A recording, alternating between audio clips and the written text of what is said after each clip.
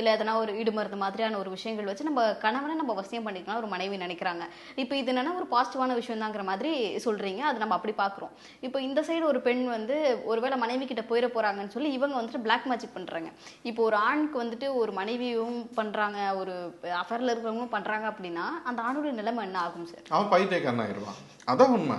இப்போ ஒருத்தரை ஒரு அடி அடிச்சா தாங்குவான், 10 அடி அடிச்சா என்ன ஆவான், தோண்டு படுத்துருவான். அந்த மாதிரி தான் இப்போ இன்னைக்கு உலகம் இப்படி தானே ஓடிட்டு இருக்கு. பொண்டாட்டி ஒரு சைடு ஒருத்தனுக்கு வசியம் வந்து வைக்கிறதோ செய்வனை பண்றதோ பண்ணுவாங்க. அதாவது அந்த அஃபேர்ல இவனோட யோகிதை சரி இருந்தாக்க அவையான் போய் பண்ண போறான்.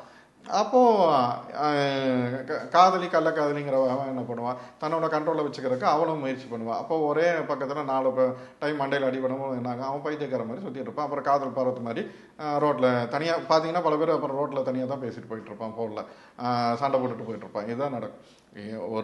ஒருத்தனுக்கு சுற்றி சுற்றி இந்த இடமருந்து வைக்கிறதோ அதுக்குண்டான வேலையை நம்ம செய்கிறதோ அவன் வந்து பைத்தியக்காரத்தனமாக ஆயிடுவான். இல்லைன்னா எங்கே பார்த்தாலும் சண்டை போட்டுகிட்டே இருப்பான். அப்போ அவன் ஆஃபீஸில் வேலை செய்கிற இடத்துலையா இருந்தாலும் சரி, பொண்டாட்டியாக இருந்தாலும் சரி, ரோட்டில் போகும்போது எதை கண்டாலும் அவனுக்கு எரிச்சல் வரும். யாரை கண்டாலும் சண்டை போட்டுட்டு தான் இருப்பான். இந்த மாதிரியான ஒரு நிலைமை வர ஆரம்பிக்கும்.